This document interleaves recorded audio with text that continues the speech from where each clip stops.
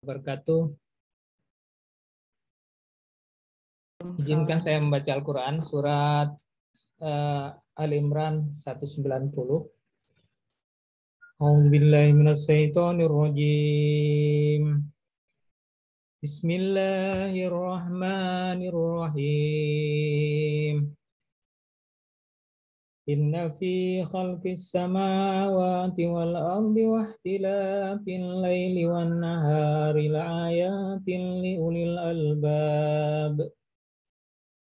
الذين يذكرون الله قياما وقعودا وعلى جنوبهم ويتفكرون في خلق السماوات والأرض ربنا ما خلقت هذا باطلا سبحانك فقنا عذاب النار. Sadaqallahul azim.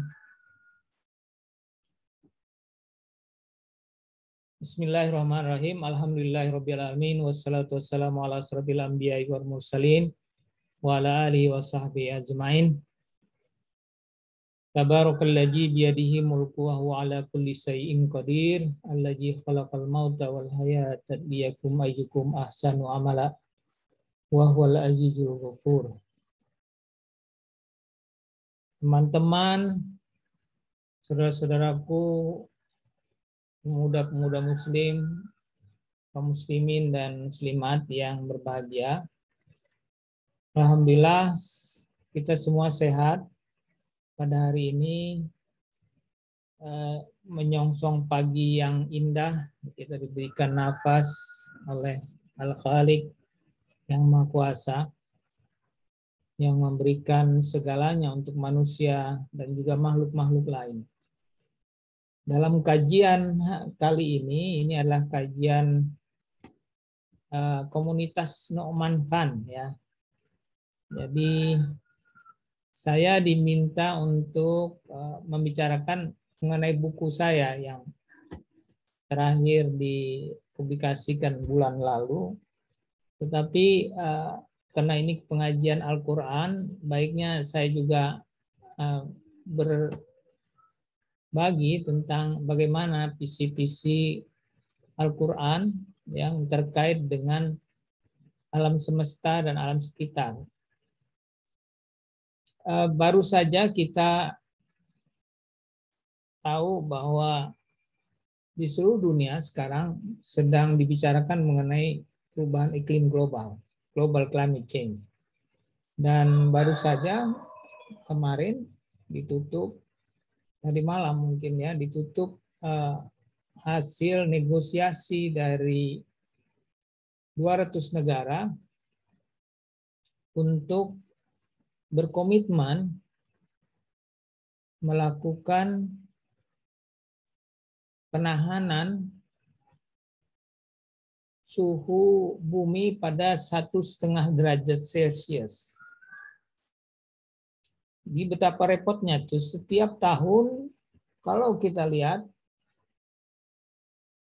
manusia berkumpul untuk melakukan negosiasi, untuk melakukan upaya-upaya di seluruh dunia untuk menangani mengenai krisis iklim global. Hal ini kenapa? Terkait dengan kajian kita hari ini, bahwa sesungguhnya dunia ini, bumi kita ini, planet bumi, walaupun kita hanya sebagian atau bagian dari kecil dari ciptaan Tuhan, ini terancam akibat adanya ketidakseimbangan. Nah, topik ini yang akan kita pelajari hari ini di dalam Al-Quran. Bagaimanakah Al-Quran membicarakan mengenai keseimbangan ini? Bagaimanakah sebenarnya desain, prototipe, ya, yang sebenarnya diingatkan oleh Al-Quran kepada manusia, kepada kita khususnya umat Islam, bagaimana ciptaan Tuhan itu diciptakan. Ini karena kita selama ini melihatnya sains ya, tapi kita melupakan bagaimana sebenarnya rumusan dari Al-Quran, Al-Khaliq sebagai sebuah kitab petunjuk yang lengkap tentang ciptaan dan apa yang diciptakan oleh Allah Subhanahu wa taala. Nah, ini sangat penting karena dalam konteks ini kita sebenarnya harus tahu juga karakter-karakter apa yang diciptakan oleh Allah. Karena Al-Qur'an itu kan hudal linnas wa bayyinati minal huda wal furqan. Jadi Al-Qur'an itu petunjuk. Al-Qur'an itu petunjuk oleh kepada manusia, ya, bukan kepada yang lain-lain. Hudal linnas wa bayyinati, dan pembeda dan penjelasan atau petunjuk-petunjuk itu, ya, dan pembeda Al-Furqan. Ya, inilah bedanya Al-Qur'an dengan kitab-kitab lain. Kitab Al-Qur'an ini 6.666 ayat, ya, itu sangat lengkap dengan berbagai aspek yang terkait dengan kehidupan. Dan juga Al-Qur'an itu kongruen, ya. Kongruen itu artinya gini, tadi saya bacakan surat 90 Al-Imran. Ya, inna fi khalqis samawati wal ardi wa ikhtilafil laili wan nahari laayatil li ulil albab. Sesungguhnya di dalam penciptaan langit dan bumi dan bergantinya siang dan malam itu adalah ayat bagi orang-orang yang berpikir. Kalau kita pikirkan, ya, bagaimana sebenarnya penciptaan langit dan bumi ini, kita harus merujuk bagaimana ciptaan itu dibuat, kata Allah, diciptakan oleh Allah sesuai dengan petunjuk Al-Quran. Nah, ada hal yang kita lupa bahwa Al-Quran itu adalah teks yang diturunkan, ya, sebelum ada wujudnya itu, ya.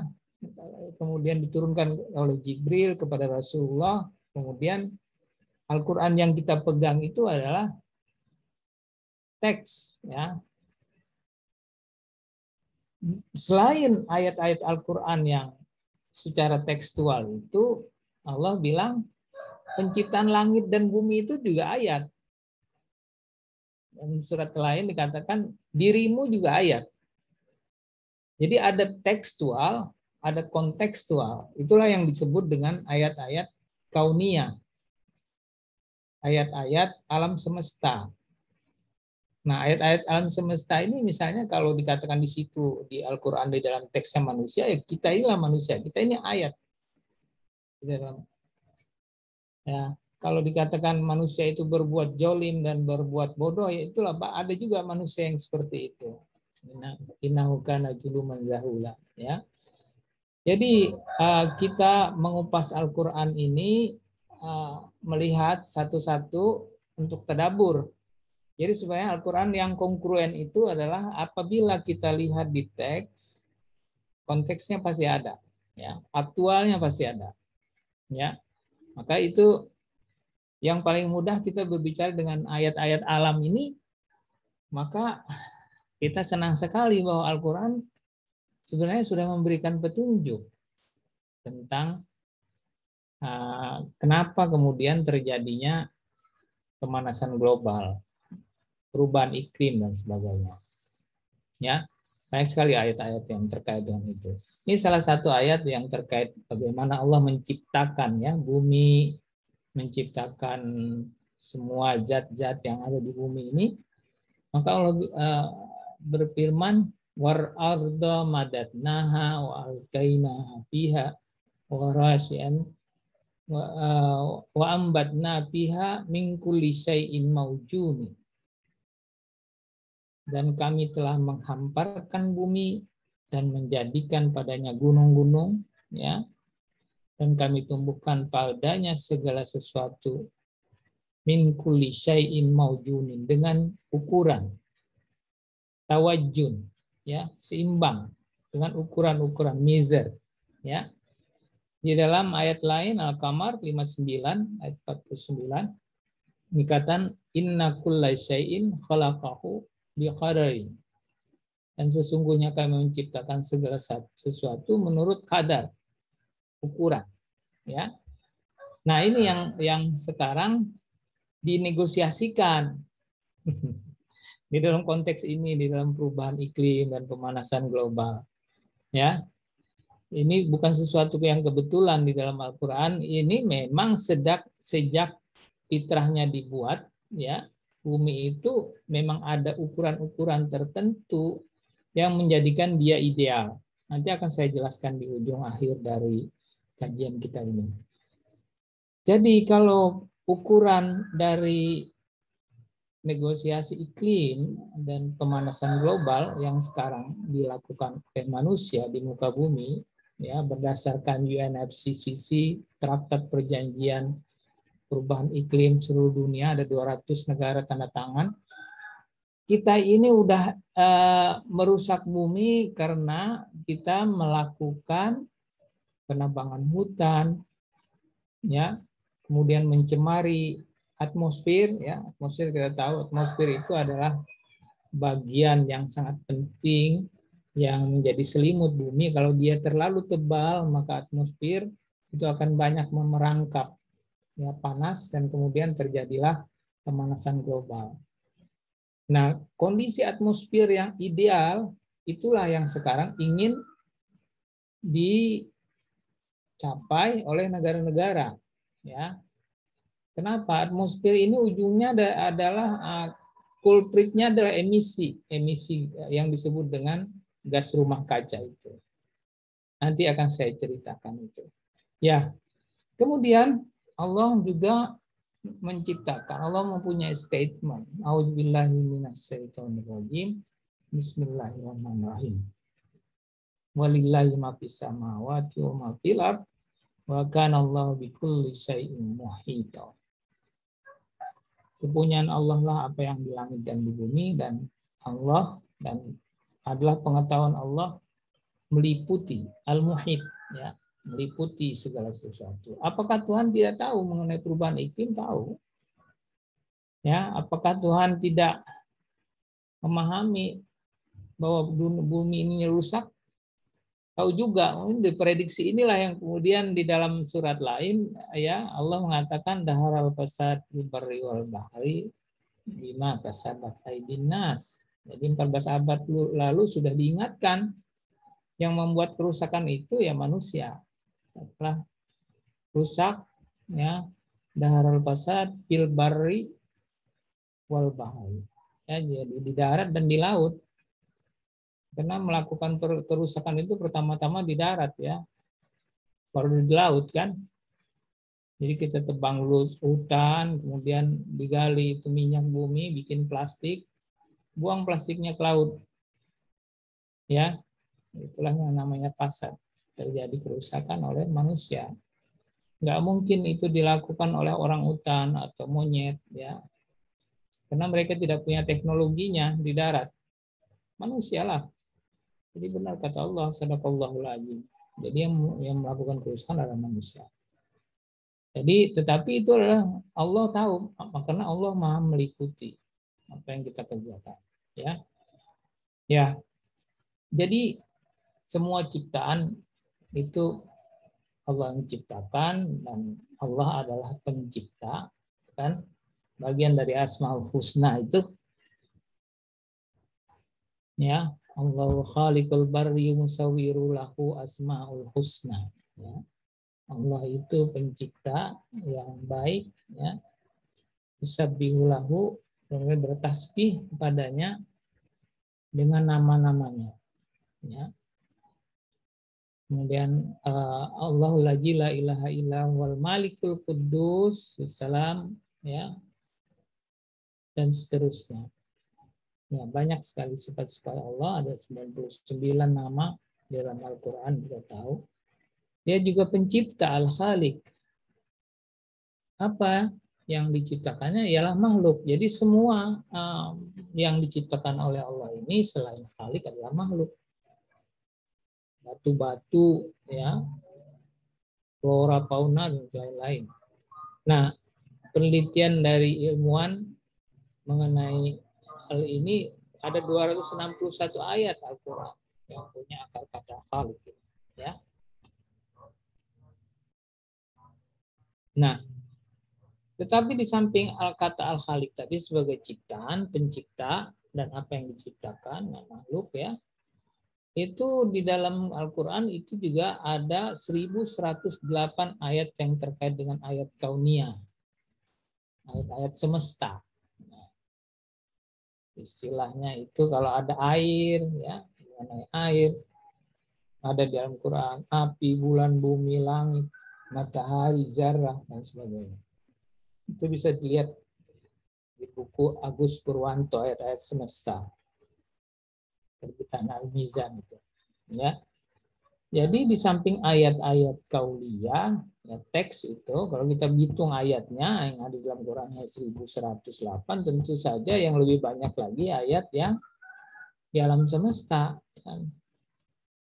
Jumlah spesies serangga aja ada sekitar 15 juta itu ya. Dan kita mengetahui spesies itu belum semuanya itu yang ada di bumi saja ya.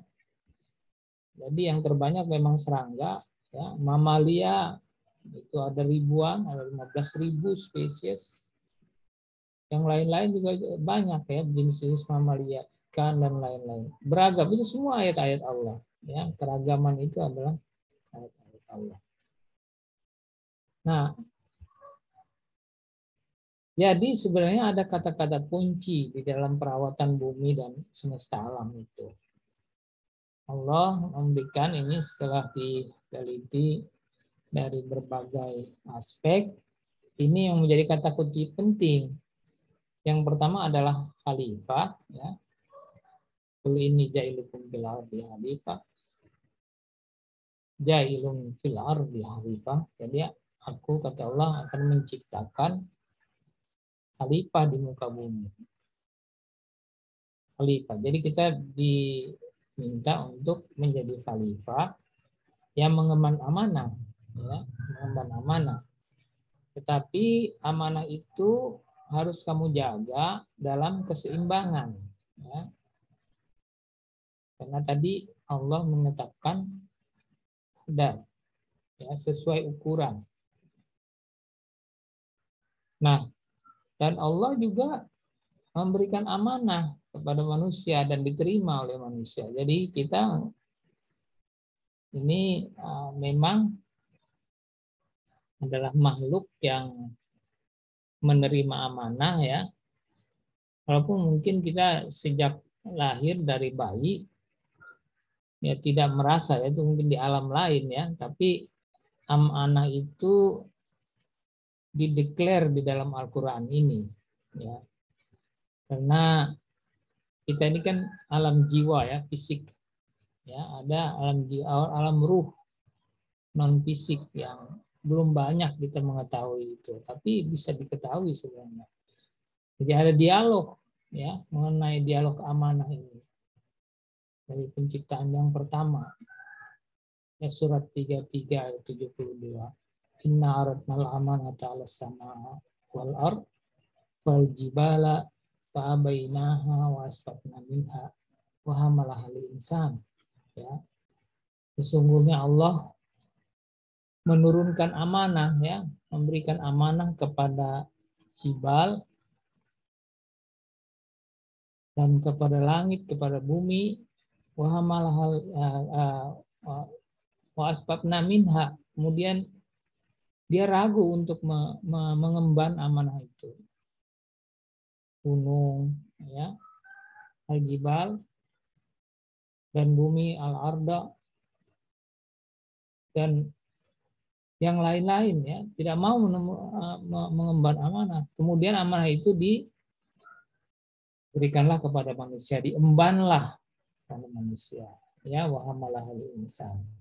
Innahu kana zuluman jahula. Sesungguhnya dia adalah sangat jolim. Manusia itu amat jalim dan amat bodoh. Yang mana yang jolim dan bodoh itu ya adalah orang yang tidak menyadari bahwa ini amanah. Gitu. Jadi semua kan ketika kita lahir, ya kehidupan kita adalah amanah itu yang diberikan.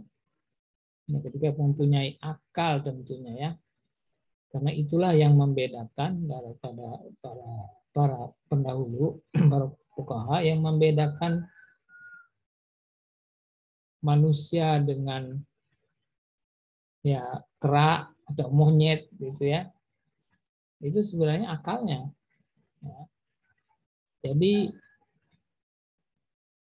mereka tidak punya akal ya, dan tidak bisa menciptakan teknologi. Paling tinggi teknologi ya kalau kita lihat di primata itu mereka bisa memecah biji ya, memecah biji menggunakan batu, using tools namanya. Kalau di primata simpanse itu dia menggunakan alat ya, stick ya, itu sampai segitu. Itu yang di wild ya, yang bukan yang dididik. Kalau yang didik itu mereka bisa ingat banyak sekali. Tapi mereka diberikan insting-insting ya. Sehingga kita tahu kalau binatang lahir di satu tempat ya, itu instingnya keseimbangan itu sudah terpatri di situ. Jadi kalau tidak heran kalau suatu saat gajah lahir di satu tempat yang tadinya hutan, kemudian dia lahir, dia jalan-jalan ya sekitar 100 km, balik lagi dia ke tempat itu. Tapi kemudian dia ingat tempat itu hutan, tapi kemudian berubah menjadi kebun sawit. Wah, dia bilang ini ada supermarket nih baru. Ya, jadi bukan salah mereka karena instingnya begitu. Ini keseimbangan yang dibuat oleh Allah. Ya, oleh sebab itu ahli-ahli konservasi lingkungan hidup itu mereka memberikan rumusan atau menemukan apa yang menjadi perilaku binatang, perilaku hewan. Itu sebenarnya itu merumuskan sunatullah, ayat-ayat Allah yang diberikan tadi. Ya. Nah, inilah yang namanya fitrah ya, surat 30 ayat 30. Mungkin nanti bisa dibuka Qur'annya ini ya. Surah Ar-Rum. Inilah yang namanya fitrah. Semuanya diberikan fitrah ya. Mari kita diberikan fitrah. Jadi, apa ayatnya itu ya? Fa'akim wajhaka lid-dini hanifa fitratallah fataran nasa 'alaiha la tabdila li khalqillah. Jadi sesungguhnya Allah itu menurunkan fitrah ya fitratullah fataran nasa 'alaiha la tabdila li khalqillah. Dihadapkanlah wajahmu kepada fitrah Allah, fitratullah fataran nasa 'alaiha, yang manusia diciptakan atas fitrah itu. Fataran nasa 'alaiha la tabdila li khalqillah. Tidak ada perubahan mulai sejak zaman batu ya, sampai sekarang. La tabdila li khalqillah, enggak berubah ciptaan Allah itu. Jadi apa yang diciptakan itu dengan ukuran ya, dengan keseimbangan mestinya tidak berubah ya, tapi yang merubah itu ya manusia sendiri atau manusia fitrahnya mungkin ya tidak boleh mengkonsumsi apa-apa yang diperintahkan oleh Al-Qur'an itu kan tidak boleh mengkonsumsi barang-barang yang buruk ya, karena itu melanggar fitrah. Tidak boleh kita meminum khamar, memakan makanan yang haram gitu ya. Memakan makanan yang haram itu nanti diterjemahkan lagi oleh para fuqaha dengan penelitian mereka. Misalnya tidak sembarangan kalau orang-orang muslim itu ya, di samping hadis misalnya. Kita sudah jelas kalau Nabi melarang top predator itu nggak boleh dimakan. Yang punya kuku tajam dan bertaring tidak boleh dimakan. Bagaimana memperdagangkannya? Ya sama. Ya, itu karena itu mereka penjaga keseimbangan ekosistem, harimau, kucing hutan, dan lain-lain itu ya di dunia konservasi. Kenapa kita nggak boleh makan kelelawar? Itu melanggar fitrah, ya, melanggar fitrah. Mereka penyebar biji-bijian. Kalau kita makan di sana juga banyak virus, ya, makanya terjadilah COVID-19. Nah, fitrah ini yang kita langgar. Manusia telah banyak melanggar fitrahnya sebagai manusia. Itu ada penelitian-penelitian tentang ini harusnya dasar daripada renungan kita ini sebagai umat Islam, sebagai ilmuwan Islam, kita harus menemukan rumus-rumus keseimbangan ini yang disebut dengan sunnatullah. Ya, sunnatullah ini jangan dilanggar, fitrah ini jangan dilanggar. Jadi inilah upaya-upaya yang dilakukan oleh para state actor, ya, non state actor, ya, para ahli pelaku-pelaku negara maupun civil society non negara untuk mengembalikan kondisi iklim yang lebih baik, itu juga dalam upaya mengembalikan keseimbangan ini. Nah, apa entry yang penting, ya, ini surat Ar-Rahman ayat 90, bahwa kita itu harus berbuat baik, hal jaza wal ihsan illal ihsan, ya. Innallaha ya'murukum bil adli wal ihsan. Maka kamu berbuat adil dan buat ihsan. Jadi jangan merusak keseimbangan, jangan telah berlaku tidak adil. Ya, hendaklah kamu berbuat ihsan, berbuat baik. Banyak kebaikan yang bisa dilakukan dengan melestarikan alam dan upaya-upaya untuk menghormati ciptaannya, ya, appreciate. Jadi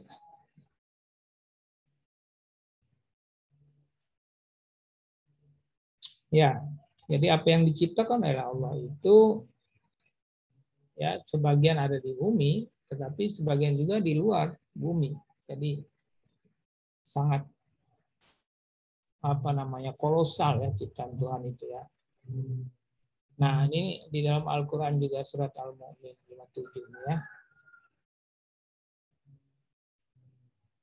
Khalaqas samawati wal ard akbaru min khalqin nas walakin aksarun nasi la ya'lamun. Jadi sungguhnya penciptaan langit dan bumi itu, ya. Langit itu kan sebatas penglihatan kita, itu bilang langit, ya. Di atas langit ada langit lagi, ya. Kita ini ada di galaksi Bima Sakti.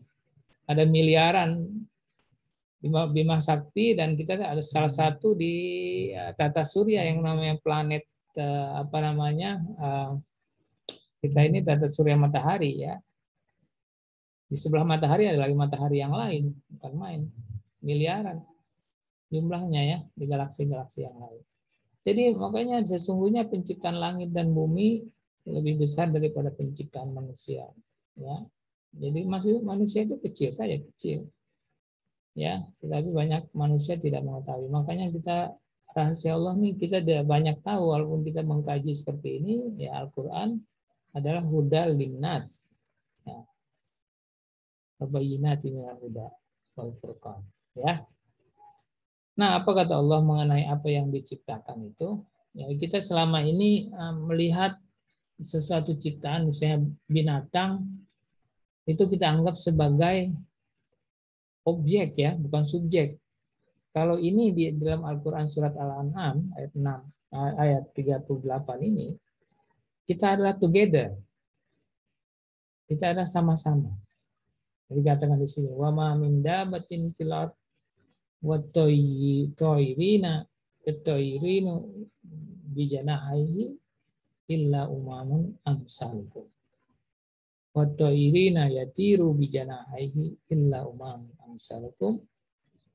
Ya, dan tiadalah binatang-binatang yang ada di langit dan di bumi dan burung-burung, ya, burung-burung atau toyar yang terbang dengan kedua sayapnya, melainkan illa umamun amsalukum. Jadi umat seperti kamu, jadi bedanya nggak ada sebenarnya burung dengan Anda itu dan kita sekalian. Umat juga kan kita bilang dia umat Islam, makanya ada umat burung, ada umat orang utan, ya, ada umat komunitas primata, kita bilang gitu. Ada komunitas Lukman, Nu'man Alikan, dan seterusnya, ya. Sebenarnya kita sama-sama komunitas yang hidup di bumi ini. Jadi sesungguhnya ciptaan ini semua mulia, ya, tidak ada subjek objek. We are together. Sebab itu ketika Nabi Nuh ya diminta menciptakan kapal pada saat banjir itu, Allah berfirman, wahai Nuh, coba masukkan di dalam kapalmu itu orang-orang mukmin, ya orang-orang yang beriman dan orang-orang dan binatang-binatang, ya binatang-binatang, hewan, flora, fauna itu sepasang-sepasang. Itu mewakili, jangan dihabisin semua, manusia nggak bisa hidup tanpa mereka, ya. Itulah yang sebenarnya direfleksikan sebagai upaya konservasi sekarang. Karena kalau kita tidak menyisakan nature itu, ya nature, nggak bisa hidup manusia. Siapa yang memproduksi ikan, apa namanya, ya ikan, ekosistem dan lain-lain yang mendesalinasi air itu, ya. Apa kita mau menggali mendesalinasi air laut? Berapa mahalnya itu, ya, sehingga menjadi air tawar. Coba kita lihat di Gunung Gede itu, kita gratis, air nggak usah didesalinasi. Ya, kecuali kan kalau Anda tahu di Teluk Jakarta itu mereka beli air, ya, karena airnya asin, nggak layak untuk mandi dan minum apalagi. Ya, kita sekarang bergantung pada ekosistem yang baik, nature yang diciptakan. Jadi kita harus appreciate, kita harus hargai. Kemudian binatang-binatang ini kan sebenarnya teman kita yang menumbuhkan tumbuh-tumbuhan itu kan, yang menyebarkan biji tiap hari, biji-bijian, kelelawar menyebar biji-bijian, tahu-tahu sudah ada rambutan tumbuh di belakang, jambu tumbuh di belakang rumah kita. Nggak ada yang nanam. Ya, mereka tiap hari memetik jambu, menyebarkan biji jambu. Kalau kita buang di tempat sampah, kalau mereka menanam, mau tumbuh apa tidak tumbuh, dan mereka kan mengambil yang tua-tua itu. Jadi jangan menyesal kalau jambunya diambil oleh tupai, karena mereka yang menyebarkan biji. Terima kasih. Itu adalah ibadah sebenarnya, pahala. Ya. Nah, sampai jam berapa? Tolong ingatkan saya. Sampai jam 7. Jam 7, Pak. Masih ya, 6.16. Ya, ini mengenai ini yang sering dibaca yang dalam pertemuan konferensi terkait perubahan iklim, ya. Kita juga sekarang sedang menggagas mengenai Al-Mizan Covenant, ya, atau perjanjian Al-Mizan. Sudah ada di website UNEP, itu para scholar, ulama dan cendekiawan Muslim membuatkan ringkasan mengenai Al-Quran, nah, untuk Muslim khususnya dan juga untuk agama-agama lain, karena Al-Quran itu kan udah linas, bukan udah mukminin, udah linas, tunjuk bagi manusia. Al-Quran bilang wasama warafa'aha wada'al mizan, dan Allah telah meninggikan langit dan dia meletakkan keseimbangan, al-mizan, ya. Kalau di dalam bagian dari tafsir di situ di banyak di Kemenak itu tafsirnya itu timbangan, ya. Tapi sebenarnya kalau timbangan itu tidak berbicara langit sebenarnya. Ini berbicara keseimbangan. Al-mizan. Mizan, keseimbangan. Nah, itu tadi yang kita negosiasikan itu mengenai langit itu, ya. Keseimbangan bumi yang terancam. Allah tadghu fil mizan. Ya, sebagian kamu melampaui batas keseimbangan itu, ya. Wa aqim wazna bil qisti wala tuhsirul mizan. Dan tegakkan keseimbangan itu dengan adil dan janganlah kamu mengurangi keseimbangan itu. Ya, jangan exceeding. Wala tuhsirul mizan, jangan kamu melampaui. Wal arda wada'aha lil anam, dan Allah telah membentangkan bumi, ya, menghamparkan bumi untuk makhluknya. Jadi sebenarnya Quran itu sangat bijak dan telah memberikan informasi kepada manusia bahwa kita harus menjaga ini semuanya sebagai amanah, ya. Kalau amanah kan kita jaga, ya, bukan kita kurang-kurangin. Ini amanah kita dipinjamin uang, ya. Ini saya amanahkan uang 50 juta, ya. kembalinya jangan kurang, ya. Kalau bisa nambah gitu, Anda bisa pakai modal dan sebagainya. Itulah yang kita lakukan harusnya dengan kapitalisasi bumi yang ada sekarang ini harusnya bertambah baik, jangan tambah kurang, ya. Jangan sampai nanti mengurangi yang lain karena ada generasi yang akan datang yang akan mengambil modal itu, modal yang sama kan. Air yang dipakai oleh Firaun sama dengan yang dipakai oleh manusia zaman modern. Tidak ada bedanya itu, ya. Air yang dipakai oleh zaman Majapahit sama, yang di Jawa itu sama dengan yang sekarang. Ekosistemnya juga seperti itu. Jadi kita jangan mengurangi itu. Jangan kemudian meninggalkan lubang-lubang, ya anak-anak renang di situ kemudian meninggal dunia karena lubangnya diambil, batu baranya hilang, ya dibakar untuk energi untuk langit. Kita harus pindah tuh ke energi yang terbarukan. Ya, inilah manusia. Ini kerusakan ya udah diramalkan oleh Al-Quran 14 abad yang lalu 1400 tahun. Sekarang 1443. Penanggalan hijrah itu kan sejak hijrah, ya, hijrahnya Nabi dari Mekah ke Madinah. Tahun ke-10. Ya, dikurangkan aja itu. 1443. Jadi Al-Quran diturunkan itu 10 tahun sebelumnya sejak mulai Iqra udah ada daharul fasad fil barri wal bahri bima kasabat aydin nas. Ini petunjuk, ya.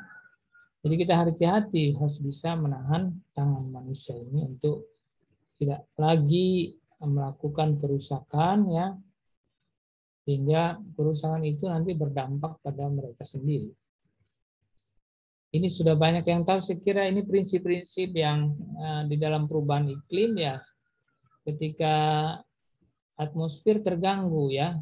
Ini atmosfer nih, atmosfer nanti di sini jadi kalau di bumi ini punya atmosfer, punya selimut, dan sekarang atmosfernya itu menebal, ya, gas rumah akibat gas rumah kaca yang kita bakar dari sini itu timbulnya ketidakseimbangan, ya. Jadi matahari masuk, kemudian matahari sebagian dipantulkan, masuk lagi, kemudian ada yang terpantul keluar.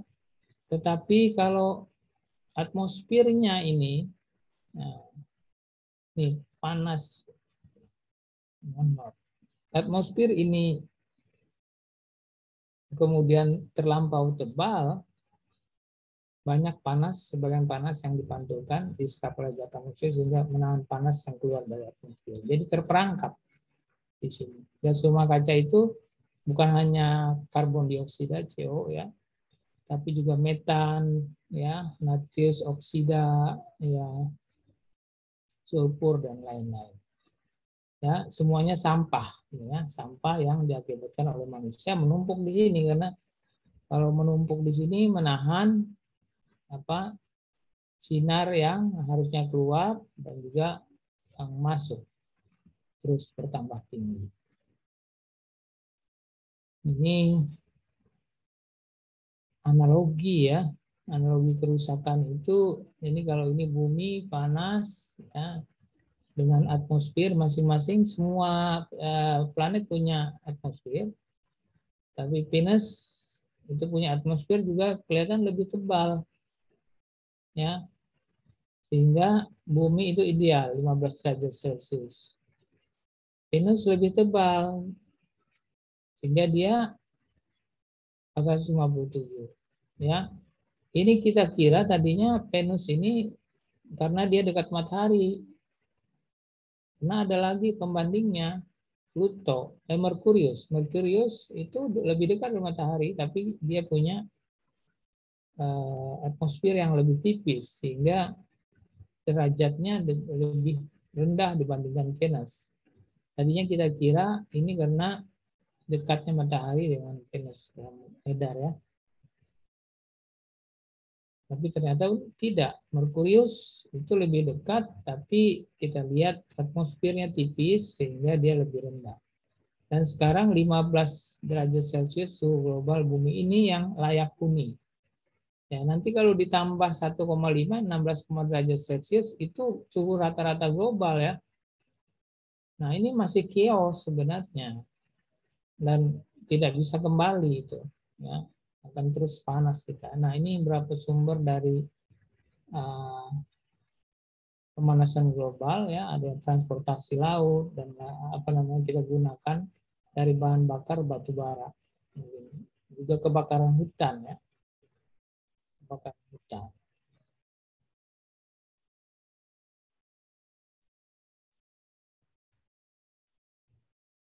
Nah, saya ingin menegaskan kita sebenarnya punya senjata, ya. Orang Islam tuh punya senjata. Kalau bencana datang bertubi-tubi, tidak juga ini Al-Quran. Nabi mencontohkan kalau hujan nggak hujan-hujan panas ini apa karena gejala perubahan iklim itu, senjatanya ialah doa. Dia berdoa. Nah, ini tahun 2015 BNPB udah menghabiskan 3 triliun untuk ngebom air itu, ya. Tapi ketika mereka ini sholat, hari itu juga hujan, ya. Ini saya catat di buku saya yang generasi terakhir, Anda bisa baca juga kalau kesempatan. Bukan promosi, tapi udah dituliskan juga apa yang saya katakan udah ada di situ. Saya tuliskan pengalaman-pengalaman ini. Karena ini janji, ya, janji Rasulullah. Kalau engkau apa, panas, kemudian engkau minta, ya, dengan tulus minta. Ini setelah ini nangis semua nih orang-orangnya. Bukan main. 2015 saya nyatat. Ya, dalam buku saya, di blog saya juga ada, bahwa mereka ini udah lama kekeringan air sampai hampir 2 bulan 2015 dan kebakaran hebat, ya. Ya barulah 2016 ada fatwa MUI tentang pencegahan kebakaran hutan dan lahan karena sudah terlalu parah 2016 itu. Kalau kita lihat kerusakan terjadi terus, ya. Kalau itu tadi negara berkembang kita seperti ini, ya, di Brazil dan Indonesia, tapi negara industri tiap hari seperti ini, yang membakar coal itu, batu bara. Nah, inilah yang disebut juga di dalam identifikasi ilmiah, sebenarnya membaca sunatullah, ya, bahwa kegiatan manusia membuahkan ketegangan dan pada fungsi alamiah bumi sehingga kemampuan ekosistem planet ini untuk menghidupi generasi mendatang tidak lagi bisa diabaikan. Jadi kita memang faktornya manusia. Ini UNEP 2015 di Millennium Assessment yang dibuat oleh 1.300 ilmuwan, panel ilmuwan dari 95 negara. Ya, semuanya sudah mengaku itu manusia. Kalau kita 14 abad yang lalu, 1400, tapi kemudian IPCC baru menyadari, ya. Dia bilang kenaikan rata-rata temperatur global sejak abad ke-20 adalah disebabkan adanya kenaikan konsentrasi gas rumah kaca yang disebabkan oleh manusia. Ya, in antropogenik. Antropogenik, bukan primatogenik. Bukan yang lain, antro itu manusia. Manusia. Nah, inilah beberapa realitas, ya. Ini Masjid Nurul Iman di Banten, Nurul Islam, ya, Nurul Islam di Banten. Ini didirikan tahun 2000. Ini jaraknya tadinya 1 kilo dari laut, tapi sekarang udah di bibir pantai. Jadi kalau hari Jumat pasang air laut, tidak bisa Jumatan di sini, ya. Ini masih ada di Banten, Anda bisa lihat jalan-jalan, ya. Ini Maladewa. Ya, ini tingginya hanya 1 meter dari permukaan laut. Dan Maladewa ini menerapkan syariat Islam, ya. 100% penduduknya Muslim, tapi memang daerahnya bagus, pantainya bagus, pendapatan mereka 100%, 99% itu dari wisata. Mereka akan tenggelam duluan di daerah Muslim. 200.000 orang. Mau pindah kemana mereka? Mereka yang kemarin sidang kabinet di bawah air, ya, demo. Nah, ini planetary boundary. Masih ada waktu berapa saya? Saya belum lihat chat room. Masih, Pak. Oh, masih, ya? Okay. Masih, Pak. Oke. Jadi, ini planetary boundary yang sebenarnya sudah menjadi peringatan dari para ilmuwan. Ini saya ambil dari majalah Nature. Ini yang paling krusial nih yang merah-merah ini yang sudah exceed ya. Human activity has pushed the earth support system to their limit. We must pull back while at the same time addressing enabling social economic development. How? Ya. Ini beberapa udah exceeding ini, melewati batas ambang ya. Biodiversity loss ya. Hampir 1 juta flora dan fauna itu terancam punah ya. 50% 50% dalam 20 tahun terakhir vertebrata itu punah. Ya, padahal mereka yang membantu manusia. Dan habitat loss juga, biodiversity loss. Padahal mereka kita perlukan. Makanya sekarang ada nature based solution ya. Kembali kepada solusi alam. Saya barusan ke Mandailing, daerah-daerah sana, daerah Sumatera Utara, masih banyak hutan yang bagus, perairan bagus, tapi manusia juga sudah terlalu banyak ya. Ada yang menggali tambang di sungai dan lain-lain. Saya meneliti Lubuk Larangan, kearifan lokal yang sebenarnya berbasis dari perawatan yang dilakukan oleh para sufi. Ya, itu ada hubungannya sufisme dengan perlindungan sumber daya alam itu. Jangan dilihat tidak ada ya, karena mereka takarub ilallahnya lebih baik. Orang-orang tasawuf itu. Mereka tutup Lubuk Larangan setahun ya. Kita bilang sih pakai doa dan tidak boleh dibuka kalau dalam 1 tahun ada yang mencuri, dia sakit perutnya. Ya. Nah, ini beratus-ratus Lubuk Larangan. Saya udah mendata di Sumatera Barat itu ada sekitar 750 Lubuk Larangan. Itu bagus ya. Sebagian ada juga di Mandailing Natal di Sumatera Utara.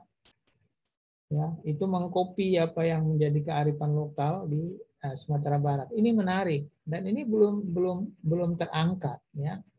Dan saya kemarin membawakan makalah di Malta mengenai ini adalah kearifan Islam. Ini sama dengan waktu Nabi Muhammad zaman peradaban Islam itu membuat hima. Hima itu kawasan larangan. Dan ada yang namanya di sungai itu namanya untuk harim sistem. Harim zone, ya, protected zone. Jadi setengah dari bantaran sungai di kiri dan ke kanan itu sebenarnya di dalam Islam dilarang untuk dibangun setengah kiri dan kanan. Jadi kalau panjangnya 50 meter, setengah bantaran kiri dan kanan, 20 meter ke kiri, 20 meter ke kanan itu harus bebas. Baru kita bisa melihat air yang tidak terganggu ekosistemnya.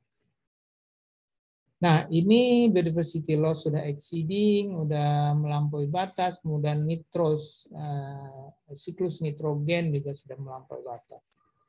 Di sini tahun 2009 ini masih di sini di merah ini yang ada di climate change ini masih belum ya. Kalau sudah sampai di atas ini akan berbahaya. Ini Laut Aral. Ini di Uzbekistan ya. Ada di buku saya.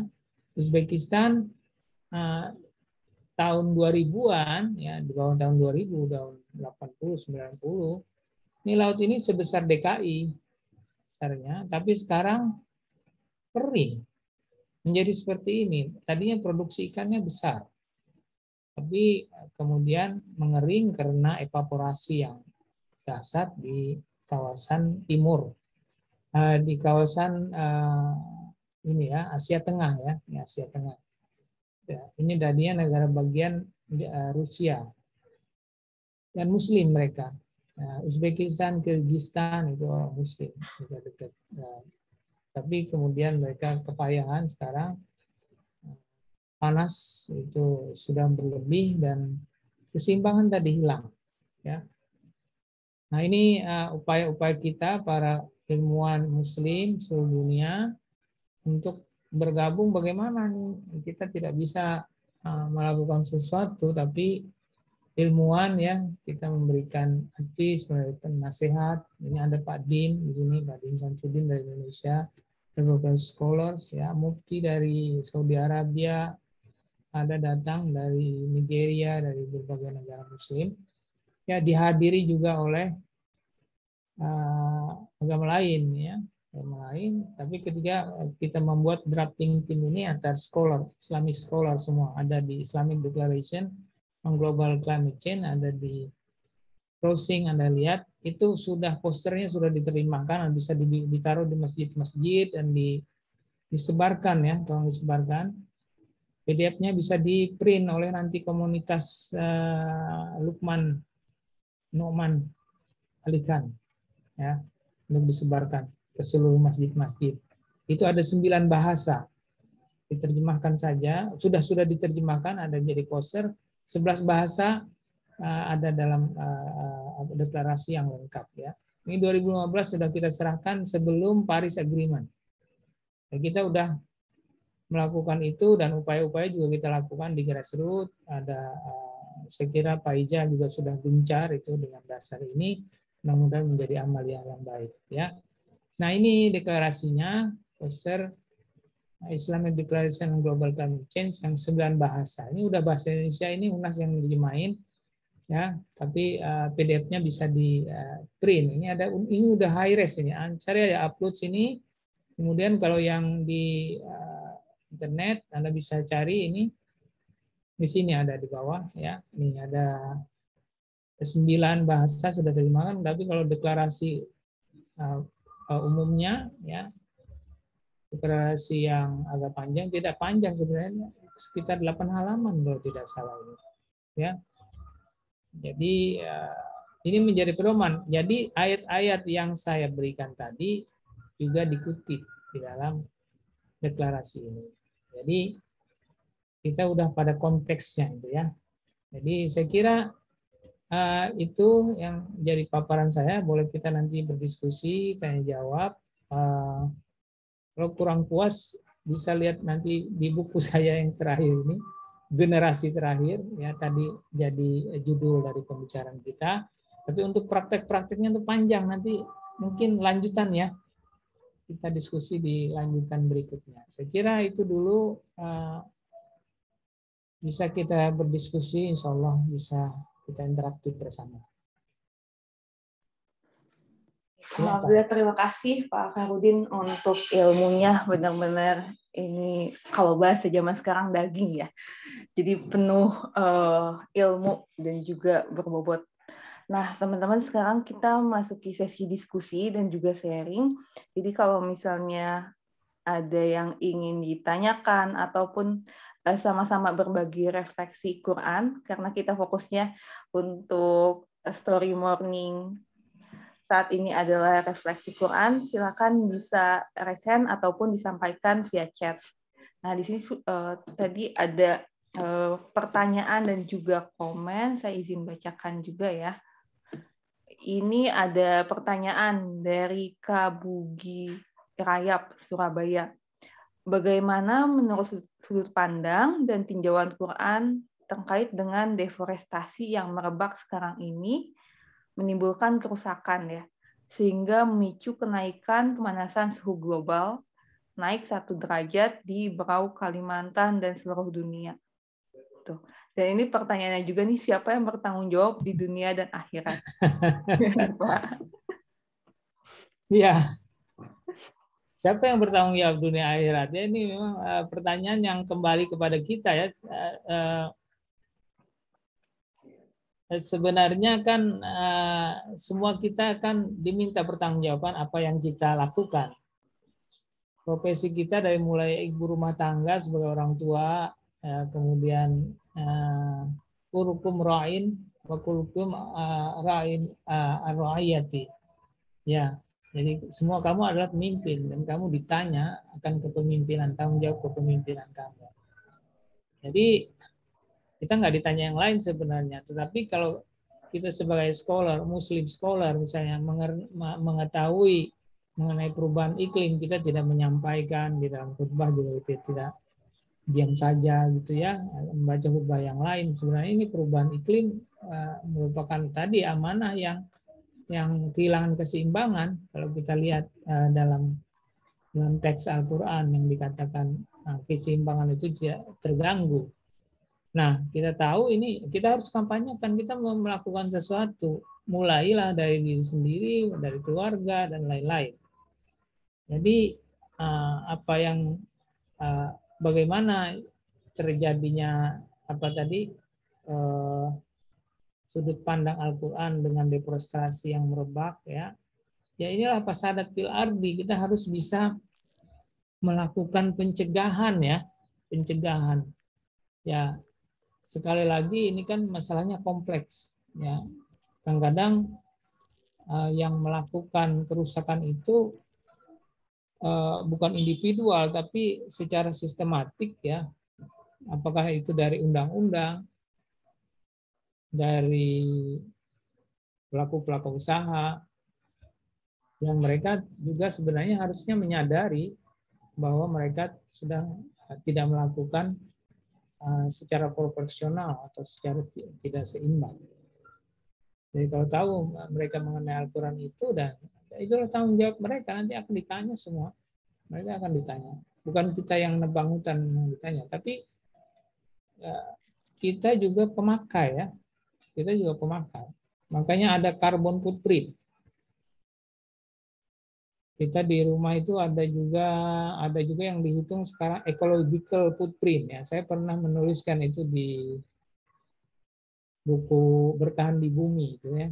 Ecological footprint, dan footprint kita itu harus diminimalkan. Ya, misalnya kalau kita mau ke pasar, kita menggunakan apa? Alternatifnya jalan kaki, sepeda, atau mobil, ya. Pilihannya itu. Kalau mobil kita mencemari udara, kita menggunakan sumber daya. Kalau sepeda kita jalan nol emisi kita, ya. Atau kita membangun rumah yang mewah dan besar, karbon footprint-nya juga besar itu, ya. Kita nebangin kayu. Nebangin kayu, kita mengkonsumsi kayu. Jadi kalau hidup sederhana dengan kegiatan yang tidak merusak, ya kita minimalkan mestinya, ya. Itulah kita harus berbagi itu di situ, ya. Tidak berlebih-lebihan. Kita diminta untuk tidak berlebih-lebihan, karena kalau berlebih-lebihan berarti kita telah memboroskan sumber daya alam, memboroskan sumber daya yang ada. Dan kompleks jawabannya, ya Mas Bugi, terkait dengan ini. Ini terkait kalau yang masif dan massal deforestasi yang dilakukan itu tentu saja bukan individu yang melakukan. Itu pakai traktor. Traktor tidak bisa dibeli oleh 1-2 orang.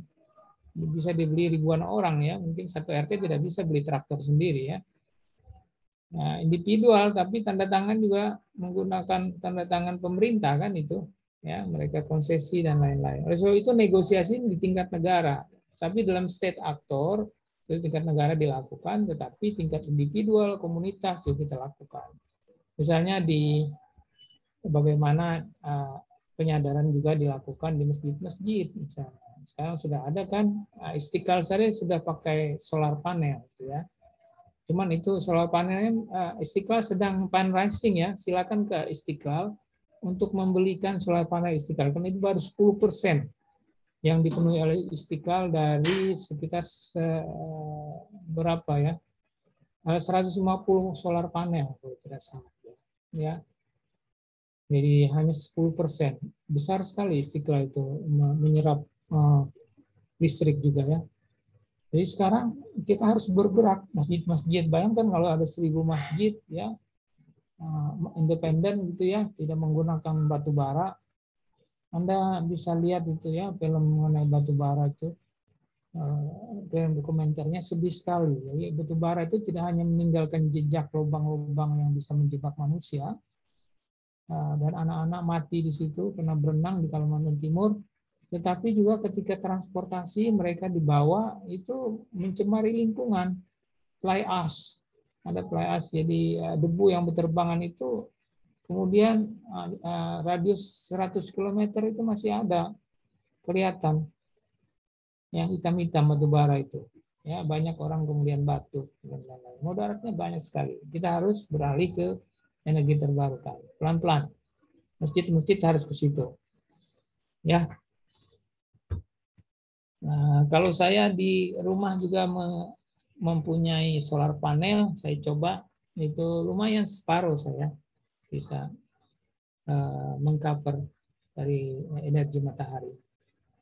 Jadi baru itu yang bisa dilakukan, lakukan yang bisa ya. Saya kira itu. Makasih. Mudah-mudahan menjawab. Silakan Pak Ija.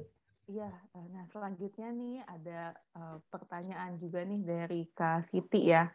Bagaimana cara membangun kesadaran kerusakan lingkungan kepada sekolah dan juga khususnya ini potensi pesantren ya di Indonesia supaya bisa masuk ke kurikulum yang lebih efektif untuk menjaga kerusakan bumi.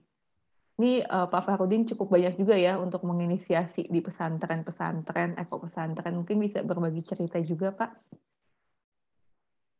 Ya, bagaimana mengisi sekolah? Ya, saya sejak muda aktivis lingkungan ya.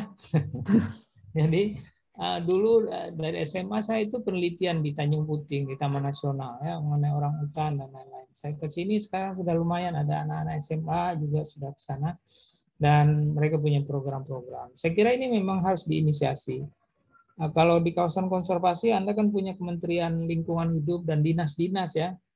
Anda bisa dekati itu sebenarnya untuk bekerja sama, proaktif saja dari dinas yang ada yang terkait ya di tempat masing-masing. Saya kira mereka akan welcome, akan sangat terbantu karena ini merupakan penyadaran ini kan tidak mudah ya. Jadi kalau lingkungan hidup itu ada 4 faktor ya, bukan hanya pendidikan. Faktor pertama memang pendidikan ya.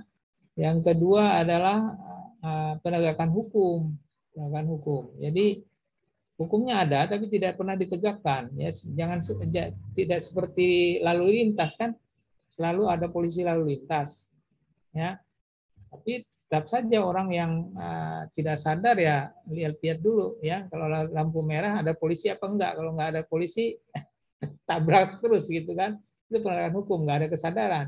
Tapi kalau ada penegakan hukum, polisinya ada di situ sampai pasang patung ya, sehingga ketahuan ada patung apa enggak, polisi masuk begitu. Itu pun dilanggar juga. Nah, ada penegakan hukum. Nah, apalagi lingkungan. Denda 50 juta di Jakarta kalau buang sampah sembarangan. Penegakan hukumnya ada nggak? Orang buang sembarangan. Nggak ada penegakan hukum, nggak ada polisinya. Ya. Nebang kayu begitu juga. Dilarang nebang kayu di kawasan konservasi. Kalau tidak ada penegakan hukum ya sama aja. Itu yang kedua. Yang ketiga itu pasar. Permintaan pasar. Ini bisa merubah perilaku. Ya, market demand. Tidak akan ada yang nebang kayu kalau nggak ada yang beli.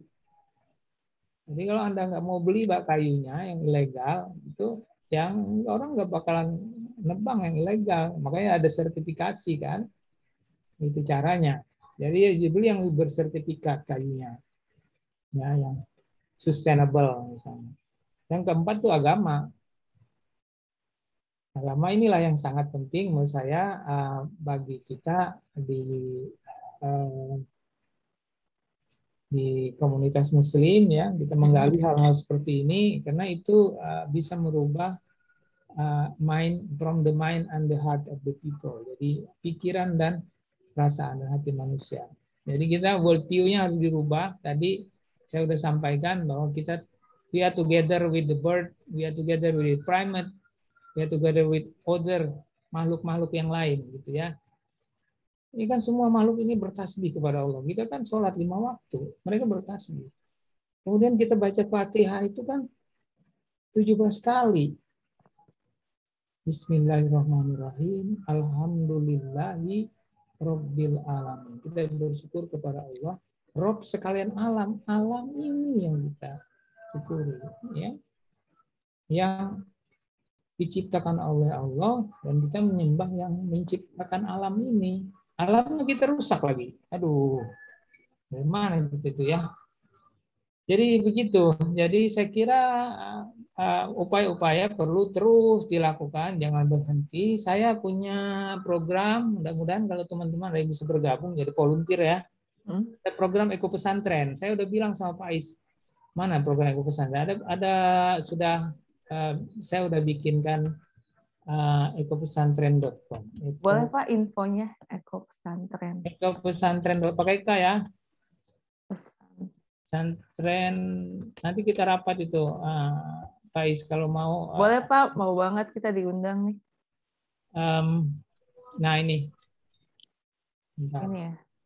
Ini bukan. ekopesantren.com. Eko pakainya K ya, bukan pakai C. Ini ya, ekopesantren.com. Saya ini juga share di chat. Ya.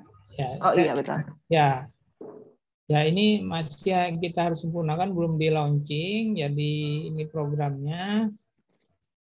Mudah-mudahan cepat jalan. Ini nanti silakan membagusi pesantren masing-masing dengan prinsip ekopesantren. Ada programnya ada di sini. Kurikulum berbasis lingkungan ada 10.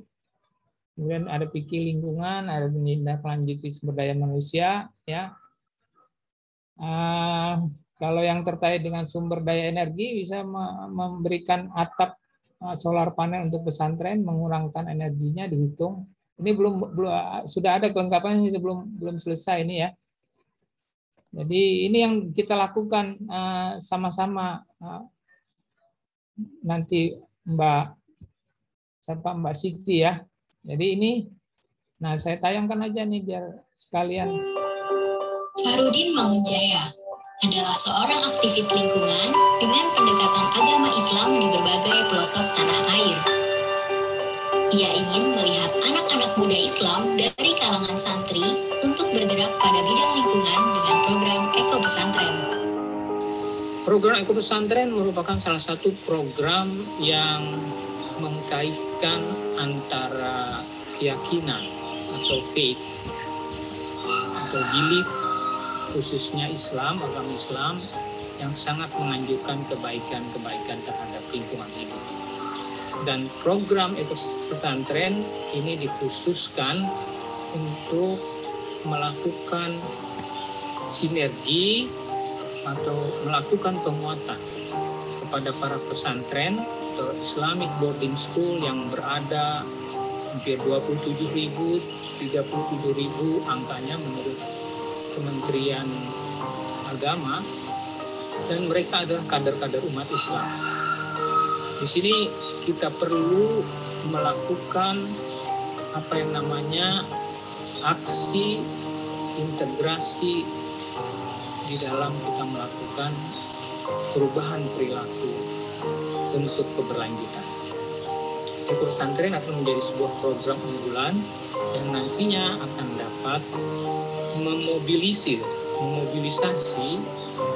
kalangan muda umat Islam dan menjadi kader-kader terbaik bagi bangsa dan bagi dunia dan planet bumi ini dalam upaya kita melakukan perbaikan pada lingkungan hidup kita.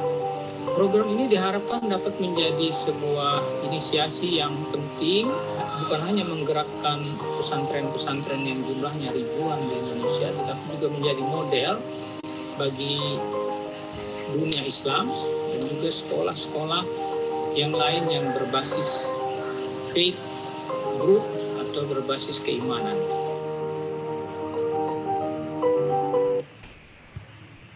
Ya, Pak, keren banget ini Eko Pesantren, merinding lihatnya kalau misalnya bisa ini ya, kayak masing-masing dari kita nih. Mari kita galang bersama-sama. Kasih 1.000 pemuda aku akan menggoncangkan dunia, kata Soekarno.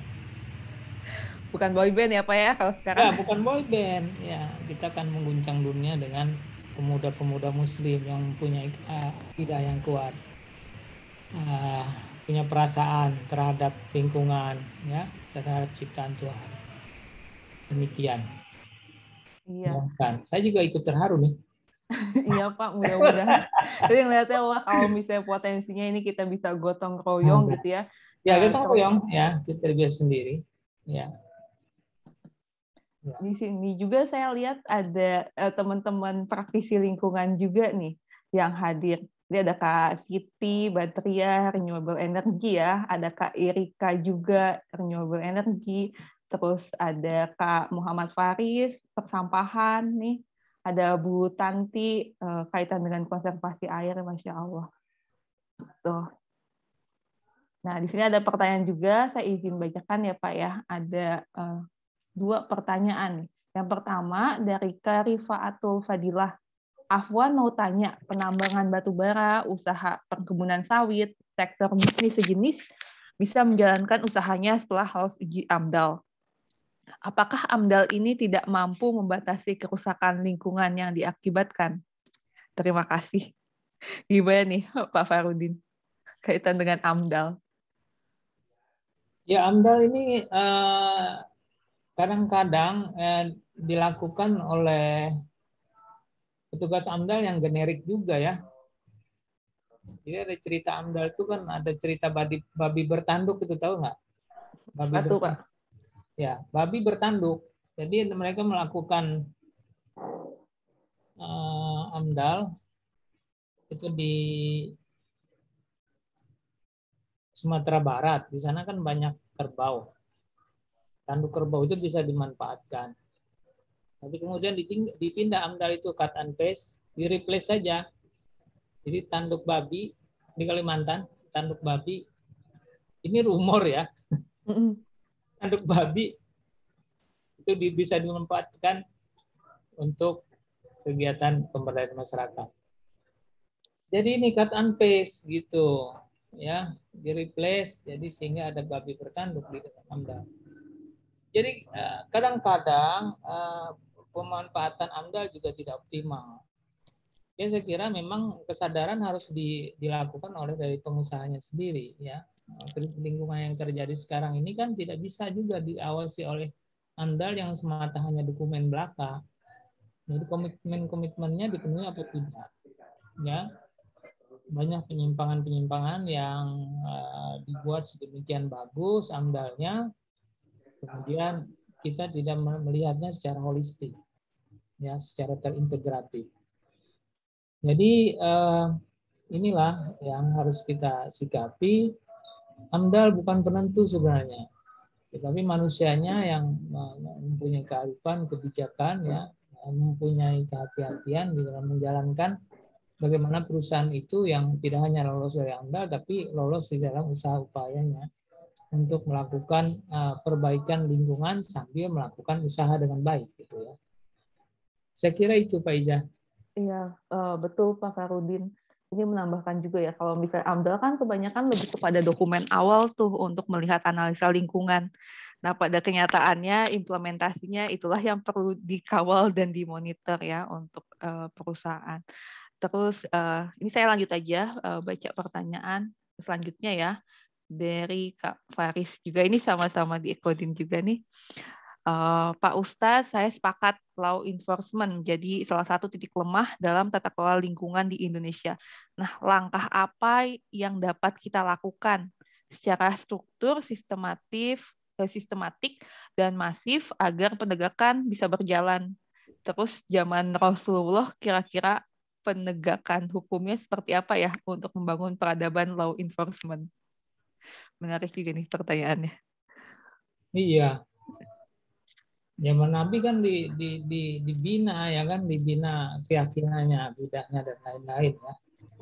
Dari mulai ada rumah Arkam ya. Tapi kan ini sekarang harus masif. Kalau dulu kan orang cuman ya ribuan ya, sekarang kan jutaan. Jadi saya kira harus digunakan teknologi untuk penegakan hukum ini. Kan Anda sering dengar kalau TKW di Singapura itu nggak berani dia buang sampah di Singapura. Dia sampai Batam dia buang sampah lagi sembarangan, ya kan? Kenapa? Dipasang CCTV, ya kan? Sekarang kita juga awas-awas tuh, nggak ada polisi, CCTV-nya ntar di ujung-ujung kita kena tilang. Ya. Sekarang pasang CCTV. Pemda DKI kalau mau mendenda gampang aja, pasang CCTV di sungai-sungai. Siapa yang ini langsung diadili, ya ada musola yang dekat situ, ya udah ada musola yang dekat situ, ya dekat-dekat situlah juga musola dan masjid diberdayakan mestinya ikut mengendalikan, karena ini sudah ada fatwa MUI-nya. MUI kan hanya memberikan fatwa, tapi implementasi mana ada MUI punya budget untuk mengawasi implementasinya.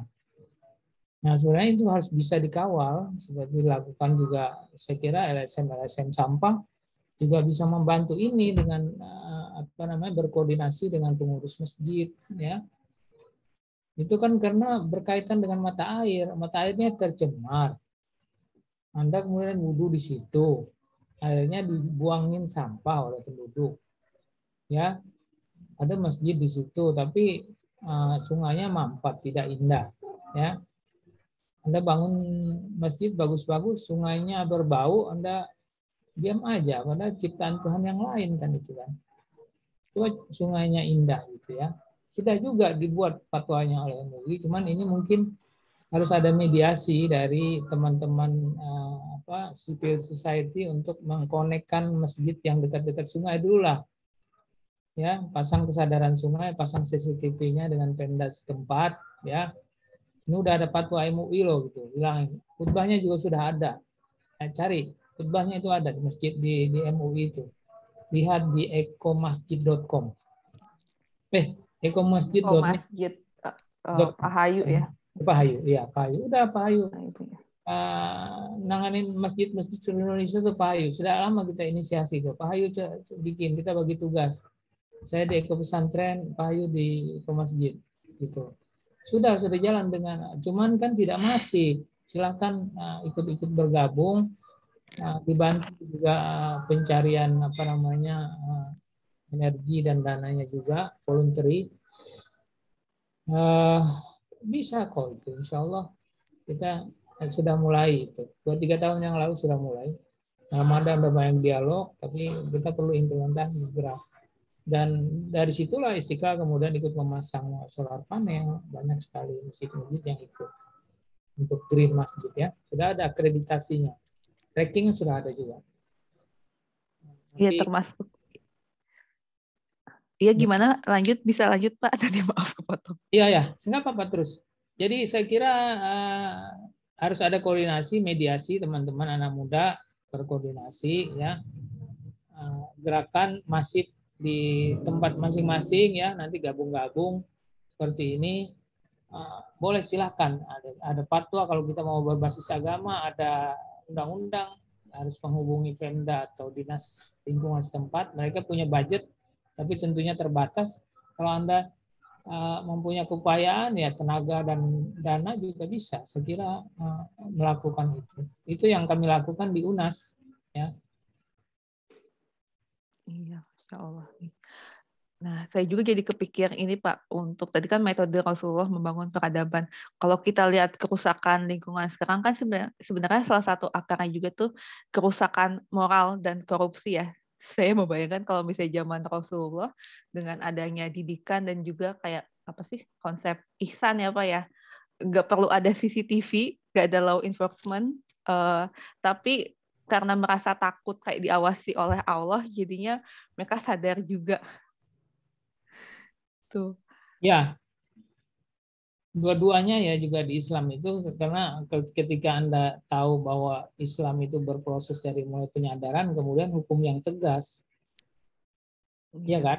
Betul Enforcement. Pak. Jadi ya sampai dengan Rasulullah bilang kalau saja Fatimah yang mencuri mesti kupotong tangannya kan gitu. Ini hukum yang tegas. Nah, itu yang dilakukan oleh Sultan Iskandar Muda dengan anaknya. Itu kan? Iya. Iskandar Muda merajam anaknya kena perzinahan. Baru Aceh makmur. Betul. Ya, gitu ya.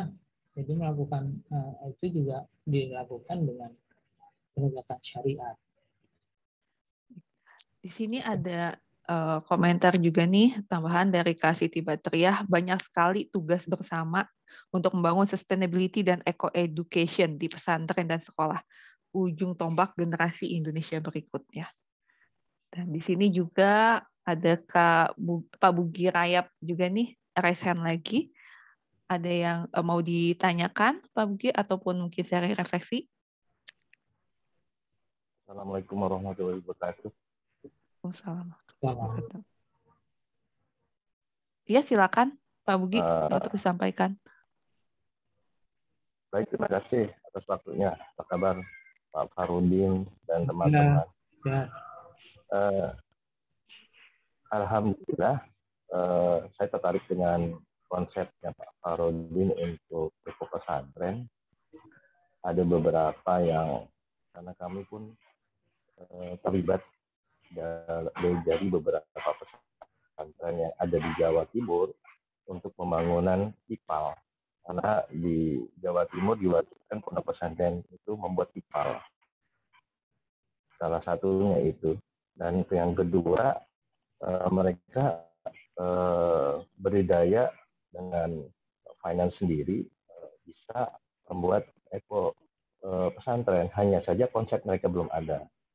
Dalam hal ini untuk perkembangan selanjutnya, kami mengundang, menawarkan Pak Farudin untuk bergerak ke Jawa Timur.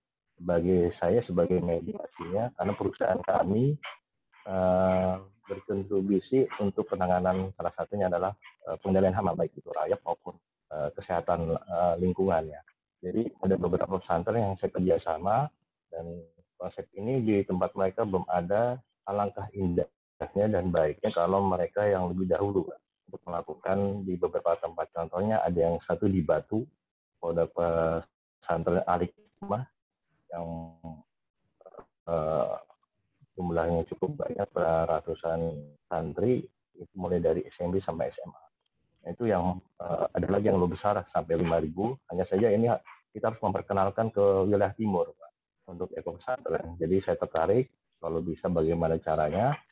Yang pertama itu, yang kedua saya terlibat juga dalam penyemprotan disinfektan setiap masjid, dan kami menjadi anggotanya juga. Hubungan dengan COVID ini, alhamdulillah kami melakukan sedekah untuk masjid, tidak pungut biaya untuk menyemprotkan disinfektan setiap hari Jumat. Dan itu banyak yang tidak paham dan tidak tahu untuk mengenai ada beberapa yang tadi sudah sampaikan untuk global di dunia, bisa posternya disampaikan, ditempel di beberapa masjid. Saya membantu dan memediasi program dan konsep yang sudah diutarakan oleh Pak Farudin dan Una. Terima kasih. Assalamualaikum warahmatullahi wabarakatuh. Waalaikumsalam. Mungkin langsung kalau masih ada tanggapan ya. Terima kasih Pak Bugi. Alhamdulillah, nanti kita kontak ya. Kita juga ingin berdiskusi tentang itu. Tapi ini sedang dikembangkan, mudah-mudahan dalam bulan-bulan depan akan kita konsultasikan lagi dengan pesantren terkait dengan tracking dan terkait dengan bagaimana pelaksanaan implementasi pesantren dari 10 pilihan tadi ya, dari 10 pilihan. Nah, jadi nanti kita juga akan menyeleksi model pesantren, tidak semuanya mungkin tidak bisa terakomodir, tapi yang mau dulu ya tadi. Kalau nanti yang ada di Batu itu kalau memenuhi syarat, kita bisa lakukan pendekatan. Nanti saya akan kontak Pak Bugi, teman saya Pak Bugi nih, teman satu kelas. Oke, insya Allah kita konkret itu ya, insya Allah.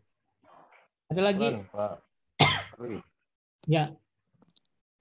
Baik. Ini apa namanya, tadi ada menambahkan juga dari Kak Siti ya, water recycle dan IPAL ini penting sekali di area masjid. Ini Bu Tanti juga udah menerapkan nih di rumahnya untuk water recycle.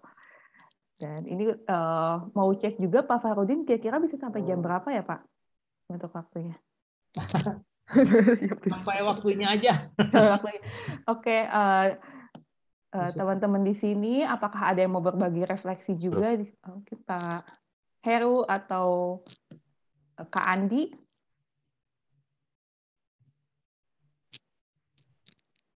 Dari Pak Heru, ada yang mau disampaikan, Pak Heru?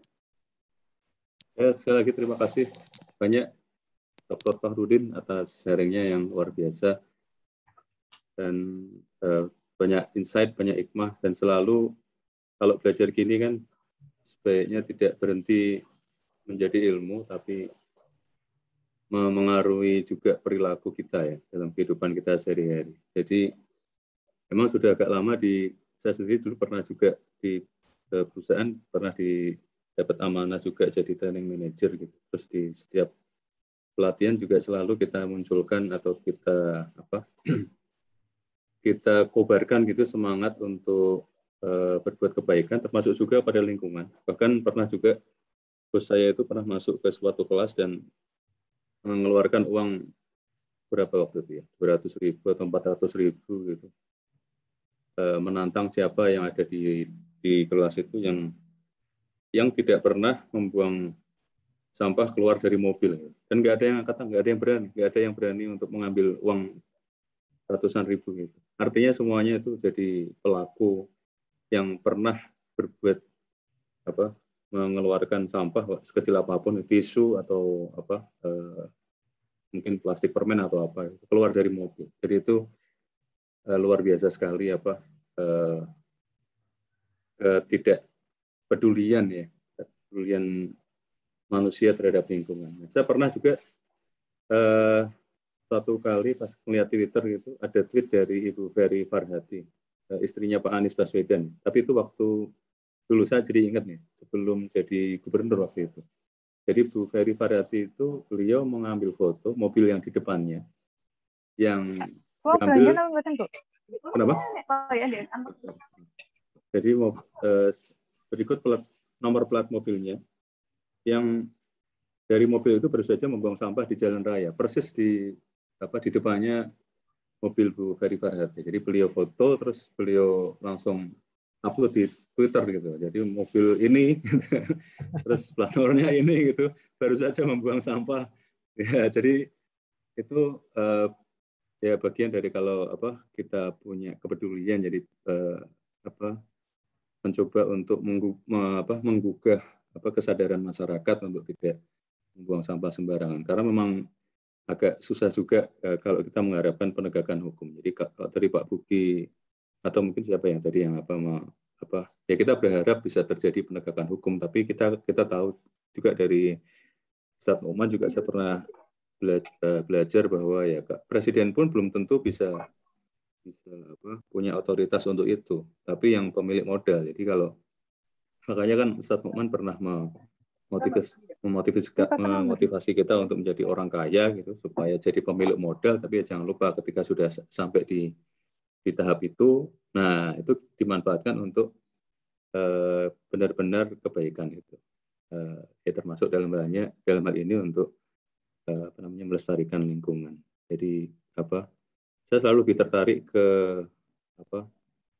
ini luar biasa sekali, sharingnya dahsyat gitu. Terus lalu perilaku yang bisa saya terapkan dalam kehidupan sehari-hari. Terus saya juga ingat pernah ditawari kerja di sebuah perusahaan itu yang ya sebenarnya lumayan dari sisi apa yang akan impact-nya buat saya dan keluarga gitu. Tapi setelah melihat perusahaan ini ternyata mencemari lingkungan, terus saya lihat juga tidak ada respons yang positif terhadap beberapa kali sudah ada di media massa gitu. Saya cek, ini pernah bermasalah, tapi ya terus nah itu salah satu juga yang bisa kita lakukan. Jadi kita kalau memungkinkan memilih bekerja di perusahaan yang lebih bertanggung jawab gitu terhadap lingkungan, juga terhadap energi dan sebagainya. Terus saya juga tertarik tadi Pak Dr. Fakhrudin bilang tentang ayat kauniyah ya, ayat di alam. Tidak hanya Al-Quran sudah pasti ayat yang dahsyat, yang luar biasa, tapi juga ada di luar itu ayat-ayat kauniyah yang di alam, yang kalau Ustadz Muhammad bilang itu pertanyaannya justru yang mana yang bukan ayat gitu kan. Fakta bahwa hari ini kita mendapatkan sharing yang sangat berharga dari Pak Fakhrudin itu sendiri ayat gitu kan, yang membuka kembali mata hati kita untuk ya tadi bertanya pada diri sendiri, perilaku apa yang sudah kita lakukan, sudah kita upayakan untuk ikut protect the environment atau protect the world gitu. Tidak berlebih-lebihan, overconsumption dan sebagainya.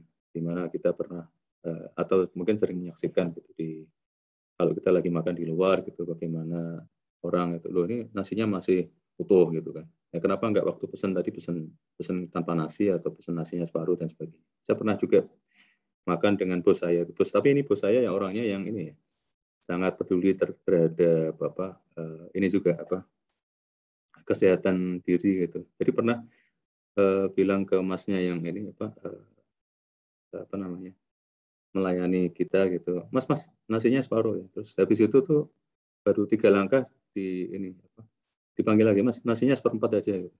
Jadi karena sudah memikirkan kalau separuh kayaknya masih banyak gitu, jadi akhirnya nasinya 1/4. Jadi itu kepedulian terhadap bahwa nanti tidak akan menyisakan itu kan waste kan. Jadi itu bagian dari menghindari overconsumption gitu. Tidak berlebih.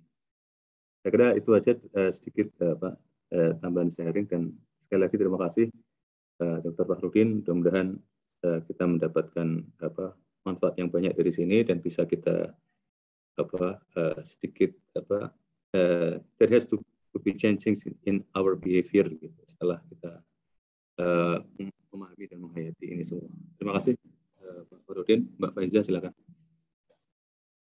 Ya, terima kasih Pak Heru tadi untuk sharingnya juga ya, dan juga refleksi. Mungkin yang untuk Islamic Declaration-nya tadi bisa ini juga ya Pak Fakhrudin ya, semangatnya disebarkan ke masjid-masjid, ke DKM gitu ya. Ya, silakan di-share saja. Linknya sudah saya kasih, ada tadi ya? Linknya sudah ada juga, udah di-share. Ya, itu sudah diupayakan diterjemahkan ke 9 bahasa untuk poster, yang 11 bahasa untuk deklarasi lengkap. Saya masuk di drafting team, saya masuk di situ. Pak Din waktu itu ada juga hadir, Pak Din Samsudin. Waktu itu beliau Ketua Majelis Ulama Indonesia. Jadi cukup diakui lah itu deklarasi itu. Baik, teman-teman di sini, apakah ada yang ingin menyampaikan refleksi lagi? Oke, kalau tidak ada dan juga sudah masuk di jam 7, kita langsung dengar closing statement ya dari Pak Fakhrudin. Closing statement, alhamdulillah. Menutup ya. Alhamdulillahirabbil alamin. Teman-teman sekalian, kita diminta untuk di dalam dunia ini sebagaimana firman Allah, "Wa khalaqtul jinna wal insa illa liya'budun." Tidak aku ciptakan jin dan manusia kecuali hanya beribadah kepadaku. Jadi upayakan apa yang menjadi langkah napas, kemudian kehidupan kita itu semua menjadi ibadah gitu ya, sehingga memperberat timbangan.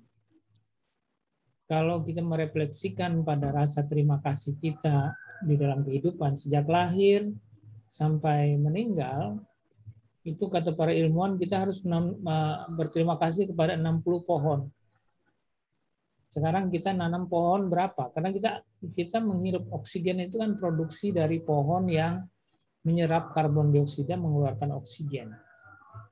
Sekarang kita nanam pohon berapa?